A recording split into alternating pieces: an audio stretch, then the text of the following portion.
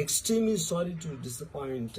అంటే ఇప్పుడు ఏదో ఉనికిపోతున్నాను, మంచం కింద కూర్చొని ఏడుస్తున్నాను అని అందరూ what ever the media speculating, వాళ్ళందరికీ చిన్న డిసప్పాయింట్మెంట్గా ఉండొచ్చు వీడియో.